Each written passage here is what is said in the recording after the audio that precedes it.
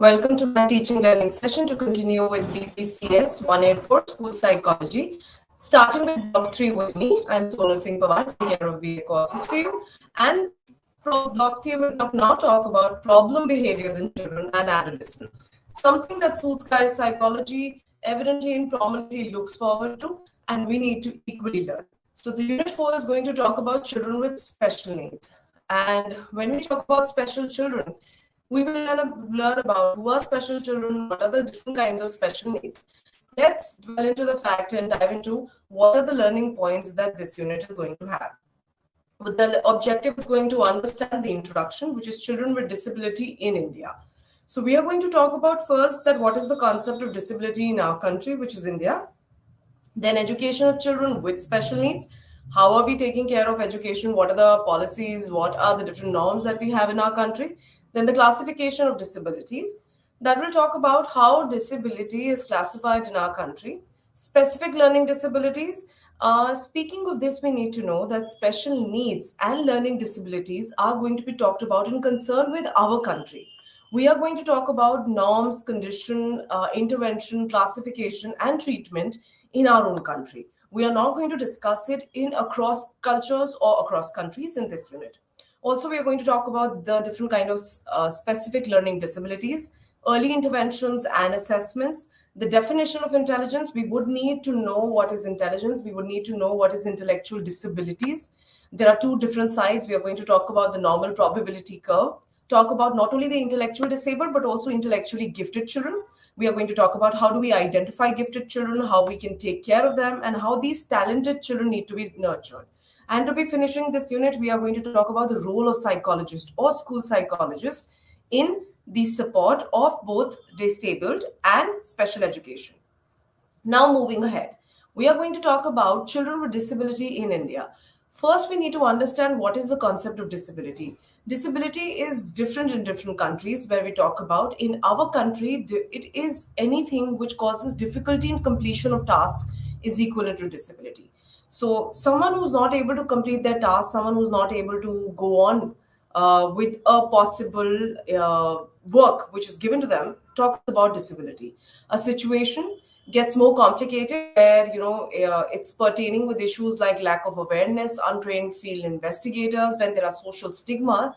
So our country make it far more difficult for disabled people because there is a social stigma associated. Also, we lack awareness. The kind of disabilities that we have in our country, a lot of people misjudge disability to something which is handicap at times. So there are different things which are in consideration of disability in our country. Also, there are three other things, as I said, which we need to identify and differentiate, which is handicap, impairment, and disability.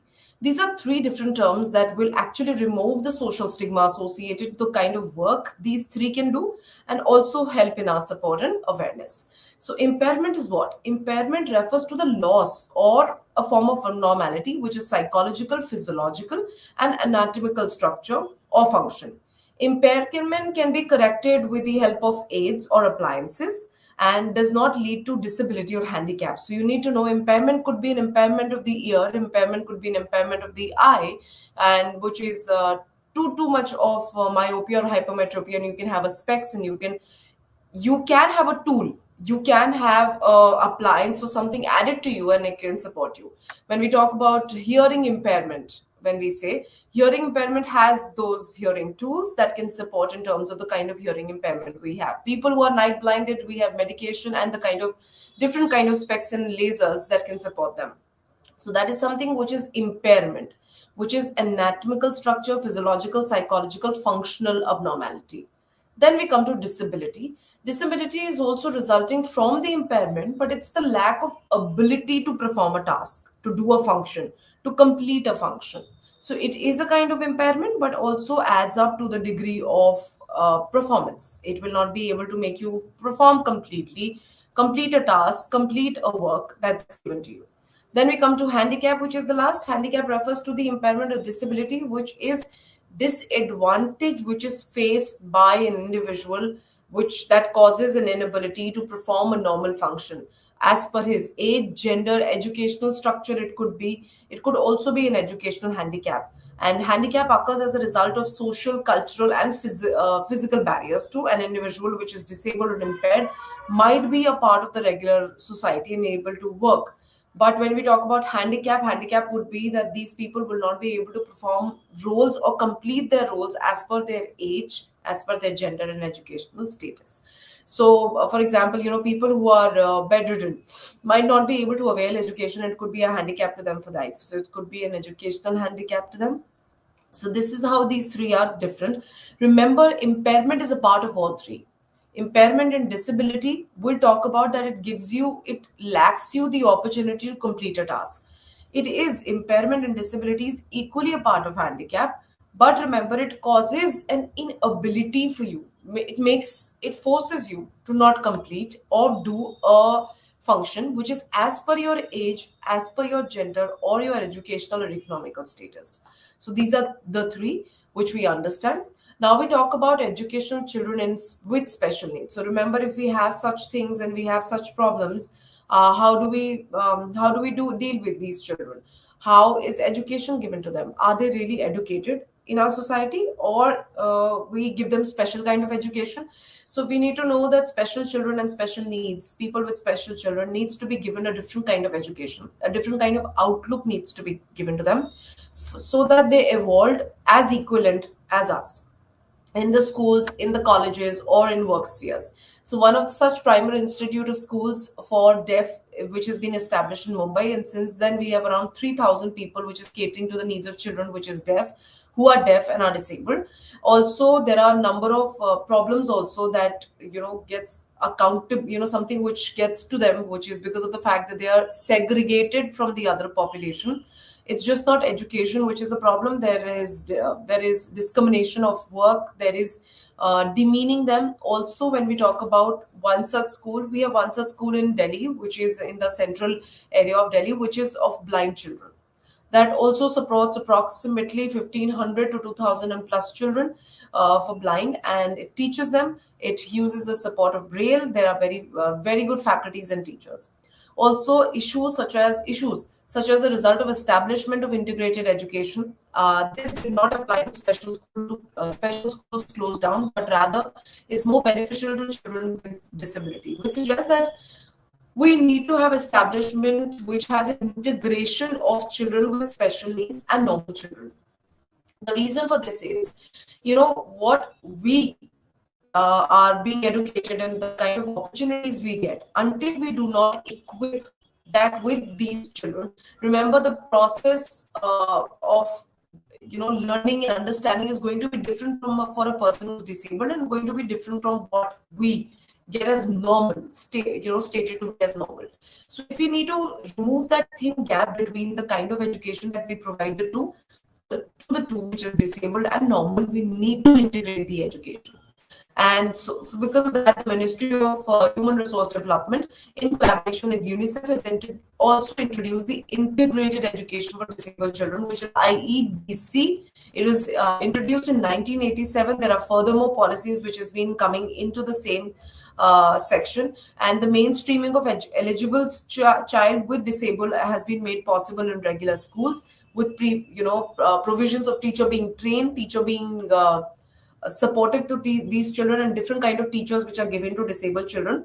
Also, there are infrastructural aids that we have. Infrastructural aid, I'll give you an example. A child who is on the wheelchair, probably because of restriction or because of organically and anatomically something wrong to the leg, it could be by birth. Remember, having not obviously these children have problems in terms of climbing up the stairs. Their wheelchairs cannot go there. So ramps are something which is supportive to them. And when we talk about ramps, infrastructural aids like these are something which can be given. For example, lifts having braille concept, so that these children can also use the lift, so that at least do not discriminate these children in terms of the physiological aspect.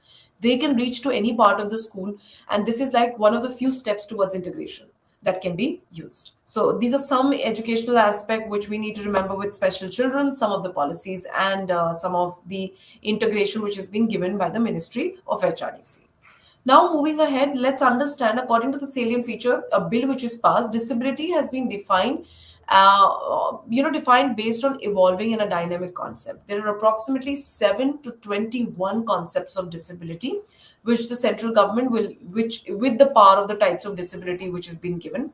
There are listed the 7 kind of disabilities that we have, and in listing of these 7 kind of disabilities, there is blindness, as we know, low vision, leprosy cured people, hearing impairment, locomotor impairment, dwarfism, intellectual disability, which is on the basis of intelligence, mental illness, which is again psychological disabilities, autism spectrum, there is cerebral palsy that we have, muscle dystrophy, chronic neurological condition, which is again something which is neurological, specific learning disabilities. These are disabilities of learning, multiple sclerosis, which could be obviously apart again organically and psychologically, speech and language disability, thalassemia, hemophilia, sickle cell diseases, multiple disabilities with deaf blindness, which is a kind of multiple impairment, acid attack victims, there are Parkinson, and now recently speech and language disability and specific learning disability has been added. So the specific learning disability at the 13 and the speech and language is the new kind which has been added to the bill, making it 21 and plus. So these are the different kind of disabilities which are considered under the ministry, also in the central government, with the types of disability, and there are norms which can be supportive of these people. Now, moving ahead, let's understand the concept which is highly associated to psychology and school psychology, which is specific learning disabilities. First, let's understand why do we call it specific? Because it's specific to learning. It hampers a child's ability to read, write, take instructions, and fail to attend, comprehend, children being hyperactive. So these children have difficulty in understanding the approach to learning. They have difficulties, they require special attention because there is a problem of attention in these children. They fail to comprehend concepts. They have difficulty in understanding concepts. They require a lot of repetitive efforts, which is they would require multiple instructions coming to them time and again, which is the same information coming to them in different modes or in multiple ways. On an average or often average and above average in intelligence, these children fail to meet the academic standards and their counterparts and are termed as slow learners. It has been stated that specific learning disabled children, usually approximately 70 to 80% of them lack in intelligence, which is their intellectual ability is lesser than their peers of their same age. And because of this, that they cannot read well, they cannot write well, understand, comprehend, and attend to it well, they tend to, lag behind their peers and counterparts. And because of that, they are termed as slow learners. Also, the Diagnostic Statistical Manual for Mental Disorders 5, which classifies which is SLD, specific learning disability, a type of neurodevelopmental disorder. Now, neurodevelopmental disorders have 3 features. These disorders, firstly, tend to happen to children below 18. Second, they tend to have developmental delays, which is it could be language, learning, reading, writing. Also, as we stated that they're manifested before 18, they need to be identified before 18 also. We need to identify children before 18. So we need to know they're neurodevelopmental because there are developmental delays and they have inability to read, write, understand. And at the same time, you will see that these kind of disabilities manifest before 18 and also are identified before 18, and they tend to have an IQ which is on the lower side, which is 70, 80, 90. And we will also understand the segregation of IQs, which is intelligence quotient, in the coming slides. So disability as a term is commonly used by psychologists, and SLD is a clinical diagnosis. We should not very lamely provide it to everybody until a set of diagnosis and testing has been done with children. We need to not synonymously, it's not a synonym. The SLD and intellectual deficiency is not a synonym. SLD is a clinical diagnosis with children having difficulties to read, write, learn maths, English. So all in all, an operational definition of specific learning disabilities means a disorder in one or more basic psychological processes involved in understanding using spoken language, written, which may manifest itself in an imperfect ability to listen, speak, read, spell, or to do mathematical calculations. So these are the difficulties these children go through. And let's go ahead. Now let's understand according to DSM, which is the classification manual, which is the diagnostic statistical manual 5, which is being used to support in clinical diagnosis, define the learning disability. It says that difficulties in learning using academic skills, at least one symptoms in more than an equivalent to 6 months need to be found in children. So, out of the six, you need to at least have 1 to 2 symptoms in children, and it should be prevailing for more than 6 months or 6 months. Only then we can clinically diagnose somebody with specific learning disability. First, it's an accurate, slow, effortful word reading. So it's too much of time, too much of consumption in reading, not being able to read well. Difficulty in understanding meaning of what is being read. So it's read well, but you don't understand what you've read right now. So that's again a difficulty in understanding of what you read. There's difficulties in spelling, writing expression. They have problems in writing properly in a notebook. Difficulties in mastering number sense and number facts or calculation, which is you might have problems in terms of number sense. They might not be able to understand a 6 or a 7, or probably the calculation. The operations are not understood well. There are difficulties with mathematical reasoning. So when we say mathematical reasoning, the operations are not understood well. The multiplication might be seen as addition, the addition might be seen as division. So that's something which we have 6. And remember, out of the 6, having one for prevalently a good amount of 6 months and more is called specific learning disability. Now let's understand the different kind of disabilities as per the image that we have. The most common that we have in our country also is called dyslexia. Lately, dyslexia has been one of the most common SLD that we've been finding in schools and around. It's difficulty in reading. There are problems in reading, writing, spelling, and speaking. Also, dyslexia has difficulty in understanding the mirror images, words with mirror concept, which is P and Q, B and D, A and O, I and J. Similarly, if it's seen in mathematical concepts, you might find them have difficulties in 6 and 9, 7 and 1, also 2 and 3, 6 and 8. So they might see number as numder, the B and D, queen as queen, the P and Q. They might have problems of understanding aeroplane as aeroplane, which is there's a difficulty of understanding A and E. Also, bed as bed. So there's a concept of it, or it could be dead, because of the concept of having not being able to understand the mirror images words. So that is what is dyslexia, which is there is difficulty in reading. Then we have dyscalculia, which is a problem and difficulty in maths, which is understanding mathematical problem, understanding the concept of time, understanding the concept of money. They do not understand the speed, time, distance, cannot approximately understand time into seconds, hours, and further days and months. So also difficulty in applying operations with multiple additions and multiplication, additions, and divisions. Then we come to dysgraphia. Dysgraphia is a difficulty which is in writing. It's different from dyslexia. Here you will not find people not being able to comprehend, but they are not able to put their ideas onto paper well. So you will find they are writing like this. So they start writing from the first line and they start writing like this, then they'll go this. So there is difficulty in writing, problems in handwriting. There is a problem in spellings and organizing ideas on a piece of paper. Obviously, there is a dyspraxia, which is sensory integration disorder. This is a disorder of fine motor abilities, which is fine is like holding a pencil, holding a spoon. They have eye-hand coordination, so you might have find them eating with a fork and the fork goes there. So they're not able to adjust eye-hand coordination. The fork needs to go into the mouth. They might put it in the eye. They might put it on the head. So that's an eye-hand coordination. Manual dexterity is very bad. They cannot hold on to things.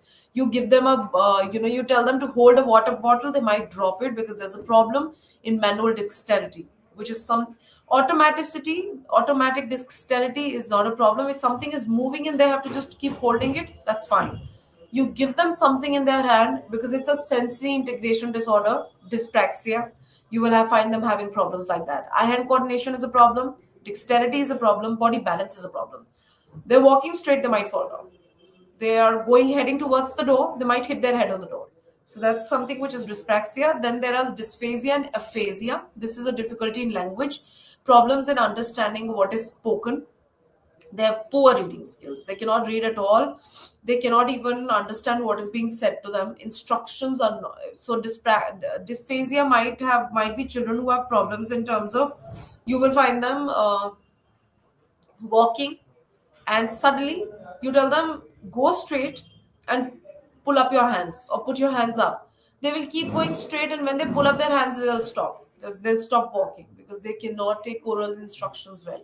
Then there is an auditory processing disorder, which is difficulty in hearing different kinds of sounds. They cannot differentiate between a bell, a knock on the door, a mobile phone. So there's a difficulty here in terms of understanding, comprehending sounds and languages coming. Then there is visual processing disorder, difficulty in interpreting the visual information. There are a lot of illusions that they get into. They cannot navigate well.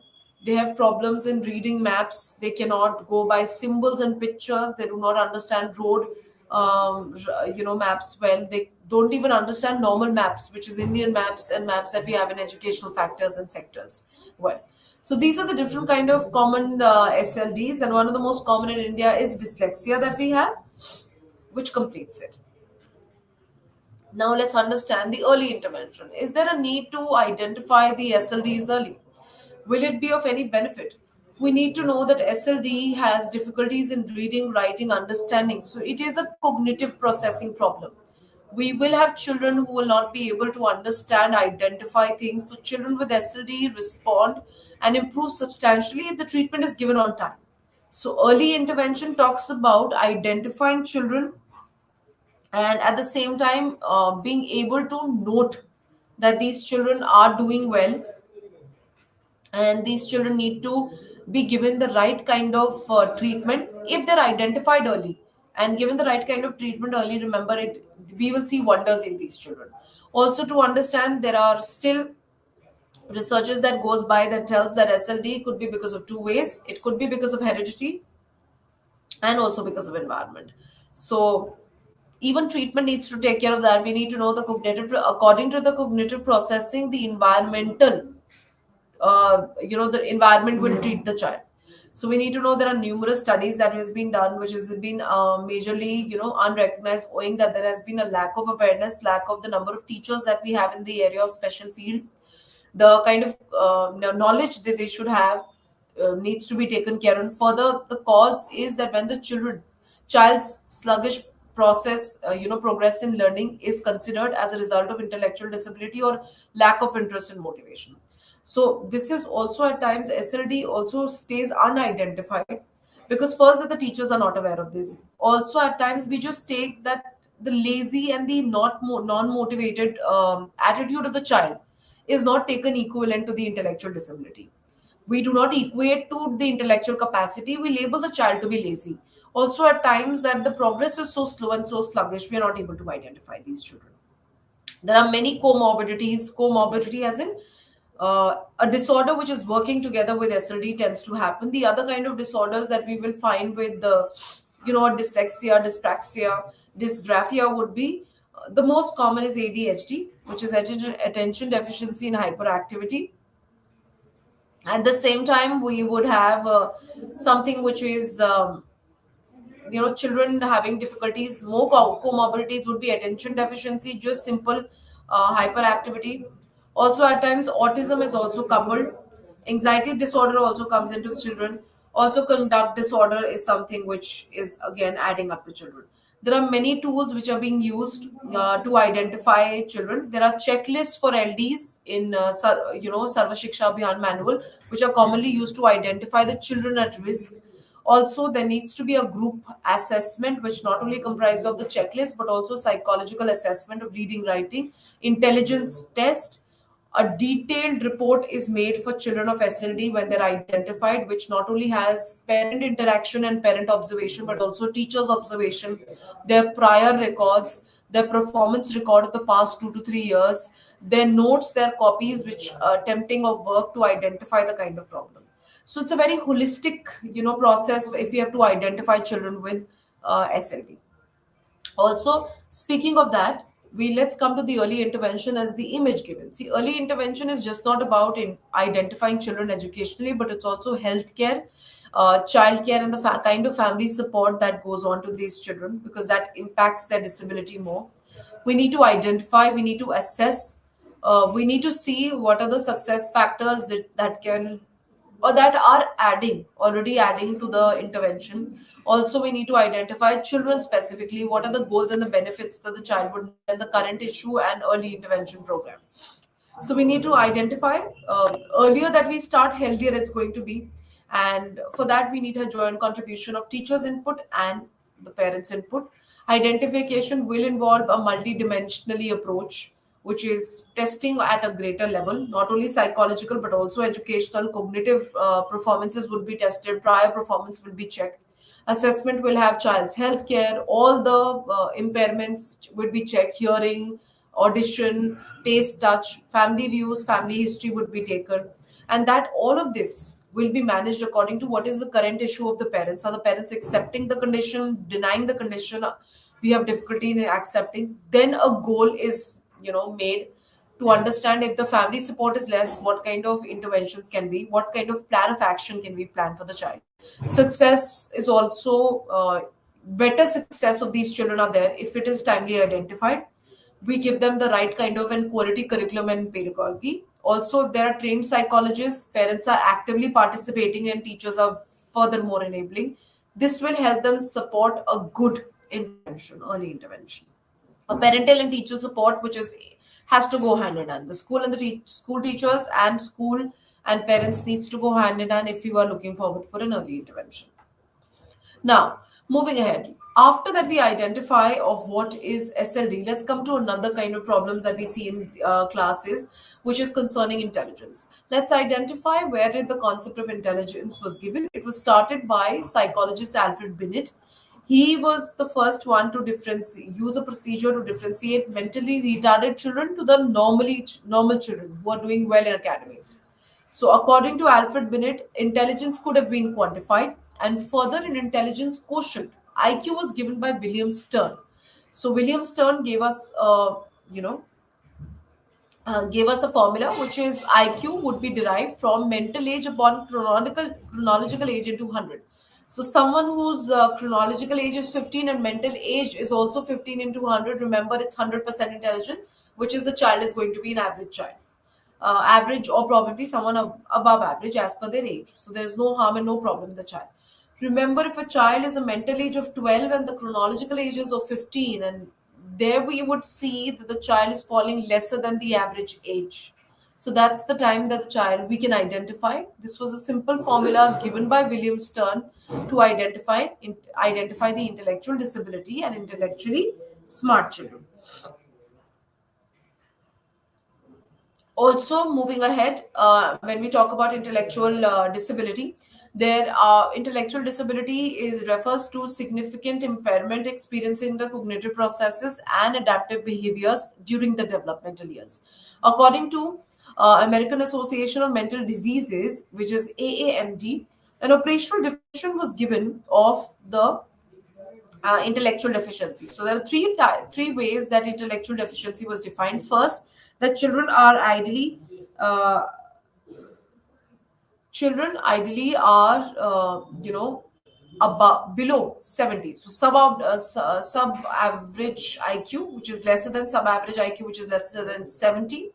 Next that we talk about would be these people are lesser in their adaptive behaviors. They cannot cope up with normal living life.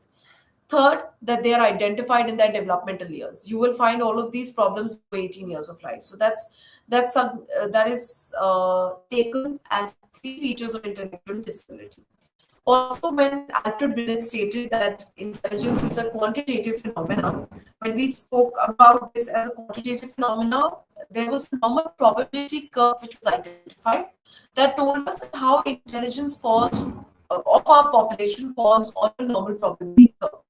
The factor that we see the normal probability curve on the image first, you will identify the ones which are the blue shade, the middle shade, which is 34.3%, is the average.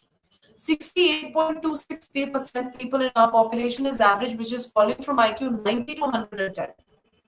Now the IQ, the Flynn effect, the population is increasing, the capacity is increasing, the IQ at our times was 90, the IQ at this time, which is 2024, is approximately 100 to 110, also 95 to 110 is seen as to be considered to be average. Then we have the dullers of the societies. Dullers are the below average. Simple below average of 13.59, which we see it on the green side. Remember, the -1 to -2 are ones which are below average. Remember, 13.59% are one which are above average. So 13.59 below average and 13.59 is above average. Then we see from -2 to -3 are dullers, the ones which are now intellectually deficient. They are falling below 70 of IQ, which is 2.45. And then on the right, on the other side, where there is +2 to 3, the pluses are the intellectually above average ones, which can be considered as gifted, which can be considered as superior intelligence at the moment. Superior intelligence would be approximately 125 to 30, 35. Remember, the -3 and beyond, which is the mustard color, which is 0.3, are mentally disabled or mental retarded. These are completely mental retarded, profound intelligence disability, which is the ones which are not capable of functionality. On the other end, which is the +3, which is 0.3%, 0.13% of the population, are the ones which are gifted, talented children. So, did we understand one thing from this normal probability curve? First, that it's a bell-shaped curve. And do we realize the sides do not touch the end? They are asymptotic, which means that there we do not have a starting and an ending point. As the population keep increasing, the percentages will keep changing. There is an ending and starting point. Next that we have is they are mirror images. You fold the normal probability curve. You fold this triangle, that you bell-shaped triangle that you see. They are mirror images. Don't you see it in terms of percentages? If 13.59 is above average, 13.59 is also below average. So that is something which is so good about this. So there are three features of normal probability curve. First, that the average is maximum population is found in the average. It's bell-shaped. It's asymptotic. Ends do not touch the end, the end lines. And the last is their mirror images. They are symmetrical in nature. So that is the normal probability curve, suggesting what was said by Alfred Binet, that intelligence is quantitative, was justified. Now, let's identify the range of intelligences, as we just said. The 0.13%, we can just tally this with something which is the normal probability curve. Above 140 are going to be near genius and geniuses. 120 to 40 is going to be 2.14, very superior intelligence. Then we come to above average, which is 110 to 120, which is the green color, 13.59. Then we come to normal and average, 90 to 110, as I said. 90 it was in our times also, 19 it is your time. It was from 90 to 100 in our times. Today the average stands out to be 110. Then we have the dullers, as I said, the ones which are below averages. The feeble-mindedness requires constant, too much of tuition, home tuitions, constant support, 13.59%. Then we come to the borderline, as I said, the 2.45. Here is the mental retardation is starting, 70 to 80. Borderline deficiency, they are also feeble-minded. They are at the verge of just moving towards mental retardation. Below 70 is obviously mentally retarded or mental intellectual deficiency, which is feeble-mindedness. You can just check the images again and understand. So that's the variation of Stanford Binet's classification of IQ, given to us very strikingly and concretely. Let's move ahead. Now, according to World Health Organization, which is a change in the terminology, remember we have two classification system in our country, which is ICD-11 now and DSM-5. So according to ICD-11, we will have a term of mental retardation, which has been replaced with intellectual developmental disorders. So according to ICD-11, calling people mental retarded should be replaced with intellectual deficiency or intellectual developmental disorders. This is to not harm this capacity and demean them. That's why there's a replacement of term which was given by World Health Organization, which is being put forth in the ICD-11, which is a classification system. Reasons to note: there could be multiple causes of intellectual deficiency. See, heredity can also be one of the cause which is still not identified, which is coming from the parents to offspring. There are other environmental factors which could be stress, it could be pressure to the child. Also, during most of the intellectual deficiency can be traced down to abnormal pregnancy, which could be taking substances like alcohol, drugs during pregnancy, a lot of lead consumption during pregnancy, a lot of jerks and shock to the fetus during pregnancy, having an abnormal birth, having a breech baby, which is the buttocks coming out first, the back portion coming out first, and then the neck, because there is anoxia that tends to happen, which is lack of oxygen. Obviously, meningocephalitis, which is, a bigger and a smaller brain, which is postnatal, which happens after birth. Many other genetical factors can also be, we cannot pinpoint to one. There could be many factors which are responsible for intellectual deficiency in children. Now let's understand intellectual deficiency in its variation. So after 70 as an IQ, not everyone are 70 IQ children, 30 IQ children. There could be someone who's 30, someone who's 45, someone who's 50, someone who's 20. Let's start with the first one. The first is from 70 to 55, which is the mild intellectual disability children. These disabled children are capable, like you will find these children to be living an independent life. You can have them jobs, they can maintain social interaction, can go to school, can build up relationships, and they might need a little support and constant motivation to understand complex tasks and work. So these people are fairly independent. So mild intellectual disability 72 is the ones which goes down below 80, 72, 55 and 57. From till that, IQ, these children are independent, fairly independent. They would require not constant but a push and a support and motivation. They can hold jobs, they can complete their education, have life, they can also get good reputed jobs. If we talk about, also at the same time, you will find them that they need a little support in complex behavior. So when we talk about complex behavior, you will find that they would require some sort of support from the others. At the same time, we come down to something which is moderate intellectual disability. Moderate intellectual disability is now coming down to 55 and lesser. It's 55 to 45 to 40. This is moderate. They need more help than the above one, which is from the mild. Constant support, I would say a little more constant support. They have difficulties in planning, organizing life, so they require help there.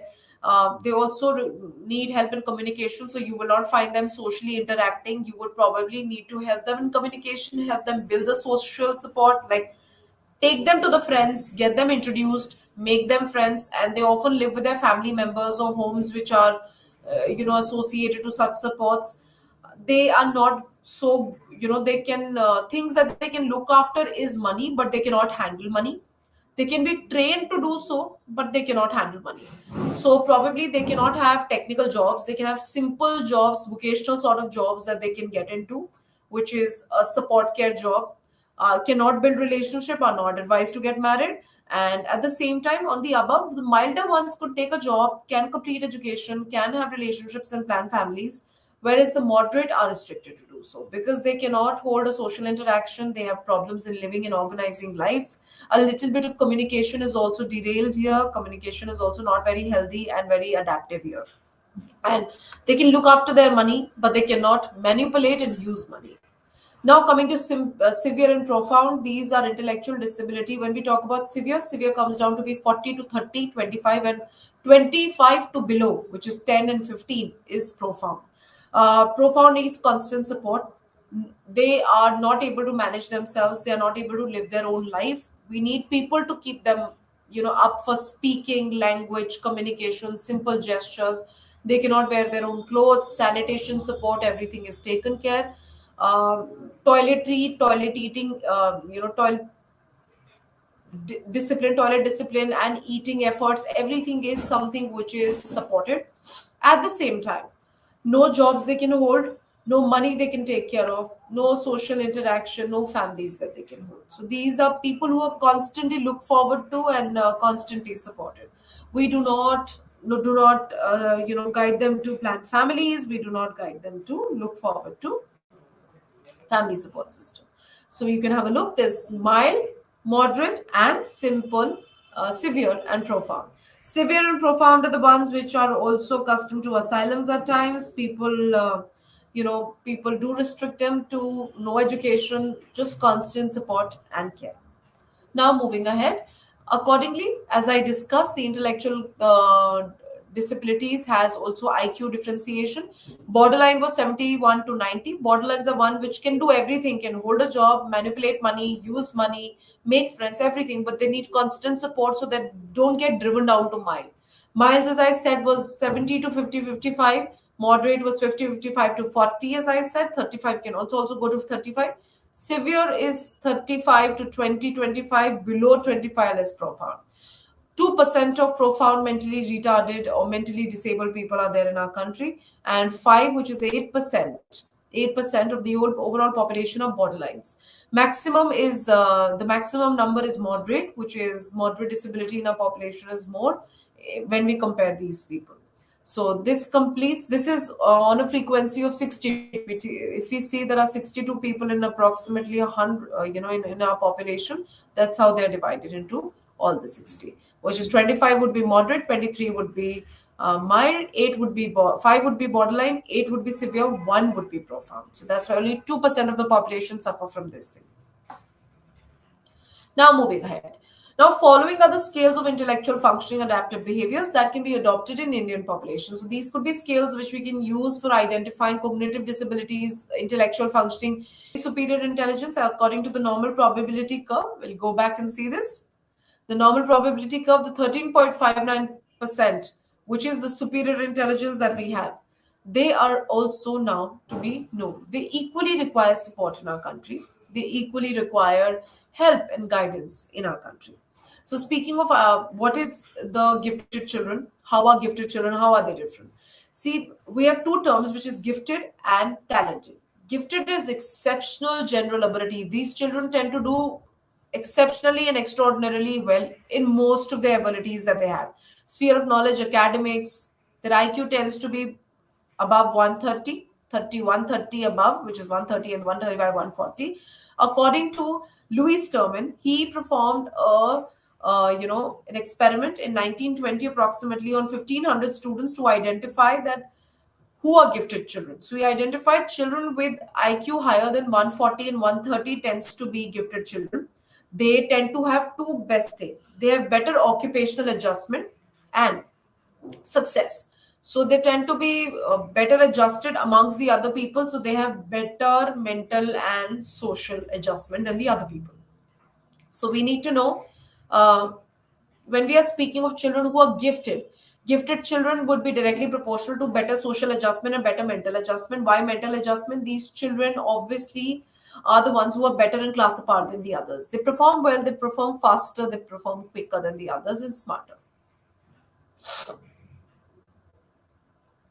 Identification of gifted children, this is equally important in our country. There are process of identification which is being placed in our country, also was set up by this entire motion was set up in 2010 under the guidance of Professor R. Chidambaram. A first kind of project in the national project was initiated in the office in the office of the Principal of Scientific Advisor, which is PSA, to Government of India. Also, the National Institute of Advanced Studies have collaborated with Delhi University and Agastya International Foundation to work on the development of these gifted children and to identify and have tools that will identify children at the age of 3 to 15. So we have tools which are provided and guided in collaboration with NIAS and Delhi University and Agastya International Schools that make up testing and tools that supports in identification of intellectually disabled children from 3 to 15 years of age. Also, we have 3 models that we study when we are speaking of intellectually gifted children. So the first model talks about the NIAS model. This is the 3-tiered model that we have. So this tells us that how the models are going to tell us how we should monitor and identify gifted children. So what is the process and how do we do it? So see, the level 1 tells us that children needs to be nominated by their teachers and parents, that these are children who are exceptionally doing well in their class. So there needs to be a nomination with the help of teachers and students. So there is a teacher nomination behavioral rating scale, according to which, and a parent's nomination behavioral rating scale, which has been given, and some students are nominated. Then there are psychometric testing done on these children, which is intelligence testing, checklists, cognitive testing, case profiles, their prior records, educational records, everything is seen to identify that the nominated children are equivalent to what has been given. Are their creative general mental ability actually exceptional? Then come to the last level, which is the third level, which is the provision of mentoring services to identify children. Then we conduct parental workshop. There are teacher workshops. There are workshops which are training done to teachers to tell them how to support gifted children. We need to get out of this mindset that gifted children do not require support. Gifted children are equally requiring support there because they're ahead of times. They're ahead of the normal children. They require more stimulation, better skills, better adaptation, and more complicated scenarios than the normal children. So there are need to be workshops. There are summer winter workshop organized both for children and for teachers as a training program, and parent workshop to accept and identify and provide them better stimulation. This is a three-tiered by NIS model, which was used for identifying and mentoring gifted children. Now we have another model, which was the Delhi University model, which is again a three-tier model, sorry, and which again was for identification and mentoring gifted children around the urban areas of the capital. Stage one is known as the referral stage here, where potential students again are nominated by the school teachers. So children who are performing really well in schools are ideally nominated by the school teachers. So school teachers actually look forward to the ones who are performing well, doing well. Also to know, children, potential performance are identified by teachers only in school. Then after this, when we identify and nominate these children, these students are administered a science and mathematical ability test, which is the SMAT, in order to see their giftedness. That we pull in now children, that are they really that gifted, are their IQs really that bright? Then we come to stage three, which is the selected highly gifted children are guided through mentoring and other outreach source programs. So once we pool these children, there's a SMAT ability test which is done, and we identify these are the 10.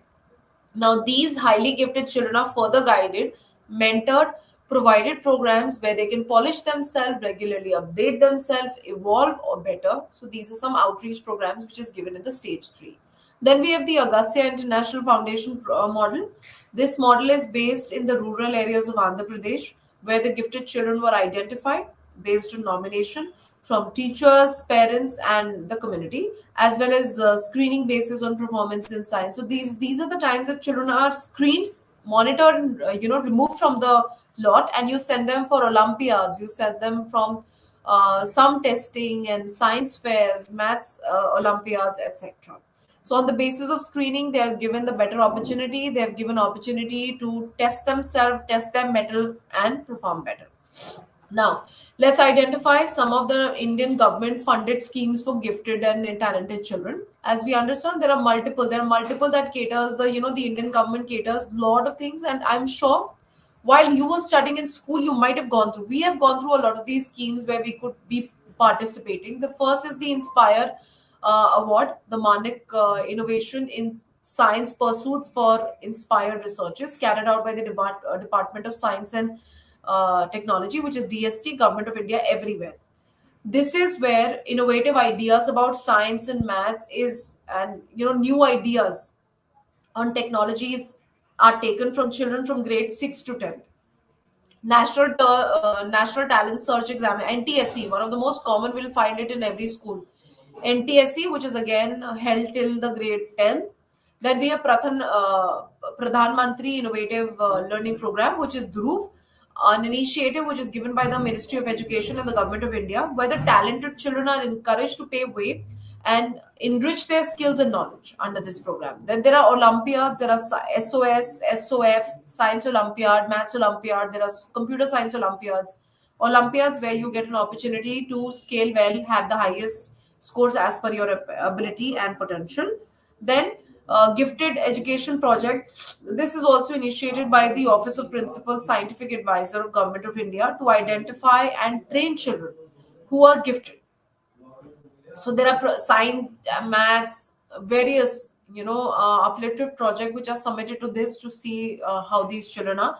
Then we have Navodaya Vidyalay, which is Jawahar Navodaya Vidyalay. This Navodaya Vidyalayas are something which is a foresight of the National Policy of Education. This was given in 1986. It still continued to 2001 and further.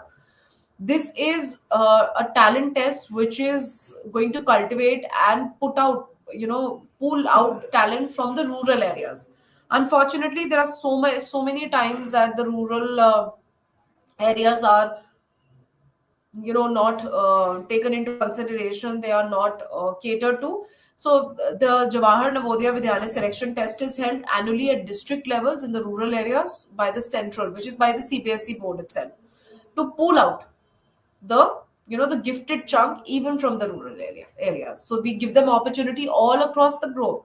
The fact these people do not have the economic settlement and social interaction which is uplifted, CBC makes sure that the rural areas do have talented children and they come out and get polished as the others. So these are some of the funded schemes for the gifted children that we have. Now, coming to the one of the last topic of today that we have, which is uh, the role of school psychology in special education. We need to understand that school psychology has one of the most vibrant and one of the most important role is of a psychologist in special education, not only in terms of the mentally disabled or disabled children, or someone who's an SLD, but also for children who are intellectually gifted, special, and performing apart the others. So, what are their role when we speak about children? Psychologists, school psychologists, or school counselors in context of SLDs. Even when we can include the special educators here. So, for students of any kind of learning disabilities or intellectual disabilities, school psychologists can help identify them correctly, identify them well, design them an instructional strategy that can target their optimal learning. So, when we say target their optimal learning, this suggests that we can understand the fact that what is required by these people, what is something which is the kind of programs that they can learn from, and also the strategies which will be different for different children. Which is a disabled children will have a different strategy, and at the same time, a special child will have a different strategy, and SRD will have a different strategy. Then also, we need to know school psychologist does play a very integral program because they know that there is an individualized plan as per the child's class, as per the child's needs, and as per the child's ability. So, child who has dyslexia in a class, probably third, will get a different individualized plan so that he or she can be integrated in the class. At the same time, a child who is in class ninth and has an IQ 135 will be given a different educational plan, different set of activities, and different kind of education, psychoeducation to the teacher and to the parent at the same time. And then we come to school psychologists, obviously have consultation services. They can help support the teachers, the parents, train them, collaborate the teachers and parents to make them a good plan of action at home and plan of action in class. And school psychologists can provide referrals to the parents for further assessment. They can tell them the right kind of assessment, the right kind of intervention plan. The child can go outside school, can their special needs taken care of. And this also goes for exceptionally bright children, extra classes, extra stimulation that these children can look out for. So apart from just the special needs program children, I feel school psychologist not only plays a role in identification, early intervention, but also making the child evolve in a class, giving them the right kind of educational plan, individualized right kind of education plan, integrate these child in school, because integration has been a part of the national education policy from day one of the special. Inclusive education has been a paramount thing that has to be taken care of. So school psychologists play a vital role in, again, adapting, evolving, identifying early intervention, making the child survive in school, no matter if the child is disabled or the child is in exceptionally bright child. Referrals and being the bridge between the parent and the school and teachers. There are so much of miscommunication that tends to happen, which is bridged by the school counselors, by the school psychologist, and by equivalently by special educators by their knowledge. This completes with the understanding of problems of as problem areas of children and adolescent, which goes on till 8, reminding it again, which finishes with both intellectually disabled and exceptional children, which are exceptionally bright. Hope this has been an interesting topic today that we covered as Unit 4. Thank you.